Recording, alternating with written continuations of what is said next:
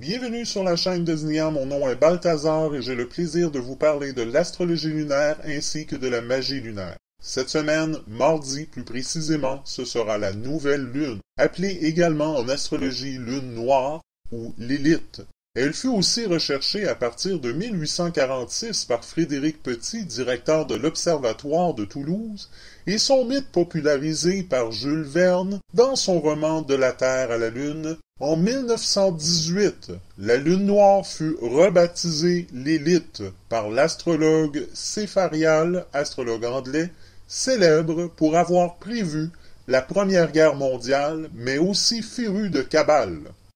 Toutefois, il s'agissait toujours, à son époque, de nommer un astre errant qui serait le second satellite de la Terre et non l'actuelle Lune noire, second foyer de l'orbite lunaire tel que l'a défini Dom Norraman en 1937. Lilith, issue de Talmud, dont les tenants furent mêlés au milieu ésotérique et kabbalistique. Pour vous aider à mieux comprendre le mot Talmud, est l'un des textes fondamentaux du judaïsme rabbinique, ne le cédant en importance qu'à la Bible hébraïque, dont il représente les versants orales. Il est rédigé dans un mélange d'hébreu et d'aramien. Le tumulte est le fondement de la loi juive ou halakha, composé de la Mishnah et de la Guamara. Il compile les discussions rabbiniques sur l'ensemble des sujets de la loi juive, classés aux 6 ordres. Abordant les problèmes selon sa façon propre, il traite comme en passant d'éthique, de mythes, de médecine et d'autres questions, et restitue l'interprétation traditionnelle telle qu'elle s'est développée dans les académies de Palestine et de Babylonie. D'où les deux versions du Talmud de Jérusalem et de Talmud de Babylone. Victor Hugo, dans La fin de Satan, associe Lilith à Isis. La fin de Satan est un vaste poème épique et religieux de Victor Hugo, qui a été publié de manière posthume en 1886. Satan déchu tombe dans l'abîme, mais le mal se communique aux hommes à travers sa fille, Lilith, Isis. Celle-ci ramasse les 3 armes dont Caïn s'est servi pour assassiner Abel, le fer, le bois et la pierre. Le fer deviendra le glaive, symbole de la guerre, qui tourmente sans fin l'humanité, personnifié par le terrible Nemrod, qui tentera d'atteindre les cieux après avoir conquis et ravagé la terre. Le bois deviendra le gibet, où l'envoyé de Dieu sera crucifié. La pierre deviendra la prison, symbole de la douleur et de l'enchaînement des hommes. Le salut ne viendra que dans un autre fille de Satan, l'ange liberté créé par Dieu, avec une de ses plumes, qui volera au secours des hommes. La Bastille prise et détruite, Satan est, à la fin, tiré des ténèbres et pardonné. Bien que les parties les plus anciennes datent de 1854, elles n'étaient encore pas pensées comme un ensemble particulier et Hugo pouvait encore penser les intégrer dans ses petites épopées. À partir de 1855, Hugo conçoit sa vision telle qu'il l'annonce dans les préfaces de la première série de la Légende des siècles. Celle-ci n'est que la première partie d'une œuvre immense dont les 2 autres pièces, La fin de Satan dont je vous parlais, et Dieu, doivent bientôt être publiées, mais qui, en fait, sont encore inachevées. Après y avoir encore travaillé entre 1860 et 1862, comme je le disais, l'ouvrage a finalement été publié de manière posthume en 1886. Plus tard, Lilith sera le nom d'un astéroïde dont le symbole fut étudié de près par Jean Billion, astrologue spécialisé dans les astéroïdes, via ses articles parus dans la revue Harmonie. Il y distingue, lui aussi, clairement la lune noire de Lilith au plan symbolique. Dans le domaine de l'astrologie, les 2 termes restent maintenant l'objet d'une certaine confusion, puisque certains auteurs continuent d'associer le second foyer de l'orbite lunaire à Lilith tandis qu'un auteur comme Laurence Lurzul s'est attaché à distinguer le mythe de l'élite porteur d'un fantasme douteuse et sulfureuse de la symbolique de la lune noire.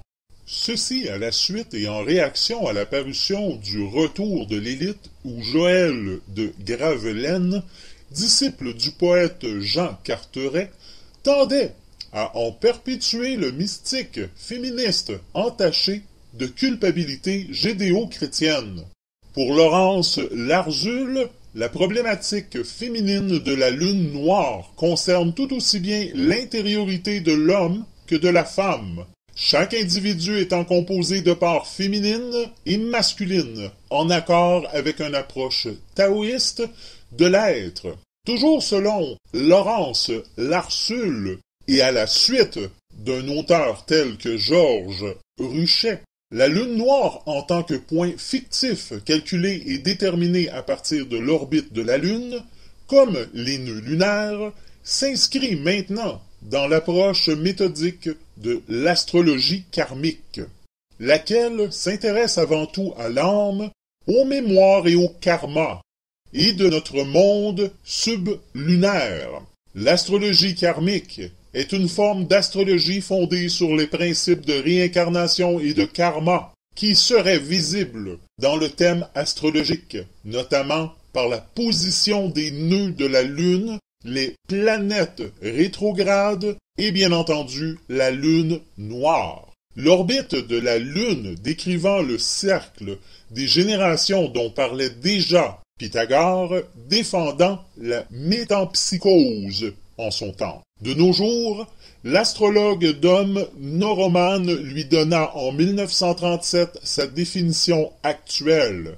C'est le point immatériel où est situé le second foyer de l'éclipse de l'orbite lunaire, le premier foyer étant occupé par la Terre. Psychologiquement parlant, elle correspondrait à la part sombre, l'inconscient freudien, mais surtout judien, de la personnalité, comme l'élite. Elle représenterait à la fois son idéal le plus élevé et sa déchéance la plus prononcée. Elle est censée générer de nombreux fantasmes et de grandes peurs. Ève est symbolisée par la lune. La lune noire, l'élite, devient alors la seconde épouse, l'aspect maléfique, si l'on peut dire, de la lune et contient en tant que démon de la nuit une forte potentielle sexuelle. La lune noire symbolise une épreuve, un karma. La lune noire, c'est l'immoralisme, la perversité et le désespoir. La lune noire n'est apparue que très récemment dans les horoscopes. Son interprétation ne fait pas l'unanimité dans la profession. Une majorité des astrologues modernes s'accordent toutefois à lui donner une signification de lucidité, mais aussi d'ambivalence entre manque et désir ou fascination et rejet. Il semble qu'elle prenne toute sa place à présent dans les jeunes astrologies karmiques occidentales, en tant que symbole de la nécessaire transmutation, des empreintes karmiques du thème. Cette école de pensée maintient toutefois sa symbolique maléfique, dès lors que ce point du thème n'est ni étudié ni éclairé, auquel cas son ombre continue de maléficier le thème natal, agissant comme une fatalité. Cette vision fataliste est en effet conforme à une astrologie classique et déterministe, tandis que l'astrologie karmique se veut évolutive et prône libre arbitre et exercice de la libre conscience en vue d'une transmutation des indications karmiques du thème natal. Notons à ce sujet que bien que libéré de l'aura sulfureuse d'une élite du Talmud, sa nouvelle inscription dans l'astrologie karmique maintient un lien avec la pensée kabbalistique, tenante, elle aussi, de la réincarnation, mais des responsables de la chute et par conséquent du cycle incessant de réincarnation. Elle devient l'initiatrice d'une libération karmique, ce qui n'est pas là la moindre de ces conversions. Plus globalement, le courant astrologique dominant au XXe siècle étant largement inspiré par la psychanalyse jungienne, la lune noire est devenue l'actrice majeure du processus d'individuation. La lune noire, c'est notre tentation narcissique. Elle situe de lieux où notre désir d'identification est le plus grand, où notre projection est la plus puissante, car c'est le point de convergence de toutes les lignes de force de la personnalité. S'il est bien intégré, ce narcissisme nous conduit à prendre conscience de notre être, sous peine de nous confondre avec un reflet inconsistant. On ne peut fusionner avec le reflet sans risque de se noyer. Néanmoins, on ne peut non plus l'ignorer, car il est originel. Il faut relever le défi, jouer le jeu. C'est ce que dit Jung dans les techniques de différenciation. Une confrontation réelle avec l'inconscient exige de la part de l'individu un effort de conscience et un point de vue conscient ferme, capable de s'opposer à l'inconscient et de parlementer avec lui. La lune noire nous offre ce point de vue conscient ferme. Patrick Gianni, auteur de nombreux livres, souligne également la fonction libératrice de la lune noire dès lors qu'elle est conscientisée. Ce qu'elle renferme comme symbolique et comme pouvoir révélateur et initiatique provient en fait du fond des âges. Tout comme avec Pluton, nous avons avec la lune noire accès aux mémoires de la race humaine. Au temps les plus reculés de notre première incarnation, c'est en cela qu'elle se révèle intéressante, car à partir du moment où nous arrivons à cerner au plus profond de nous la faille, la blessure et quelquefois la dette, nous pouvons accéder à l'autre dimension de la lune noire. Regardons maintenant l'influence de la lune en général pour cette semaine. Lundi, dernier croissant. Mardi, nouvelle lune ou lune noire ou Lilith. Et de mercredi à dimanche, premier croissant. Lundi, le 12 octobre, mardi, le 13 octobre 2015, la lune en balance. Dans cette position, la lune favorise l'amour, l'élégance, la beauté, la sociabilité, la justice, la diplomatie et les arts. C'est un bon jour pour s'occuper de soi, jouer de sa séduction et sortir. Les autres signes qui bénéficient des influences de la lune en balance sont les Gémeaux, Verseau, Taureau, Poissons. Mardi, le 13 sera la nouvelle lune. Un vœu fait le jour de la nouvelle lune, à la nuit tombante, a toutes les chances de se réaliser le jour de la pleine lune. Pour lundi, les maîtresses de maison sont à l'honneur. Les capacités à bien s'occuper d'invités sont surmultipliées. Pour mardi, la solitude aura du bon pour stabiliser vos projets. Mais fuir radicalement tout le monde, c'est de l'excès. Mercredi le 14 octobre, jeudi le 15 octobre, vendredi le 16 octobre 2015, la lune en Scorpion. Dans cette position, la lune favorise l'imprévisibilité, les rapports de force, le goût du danger et le besoin de séduire.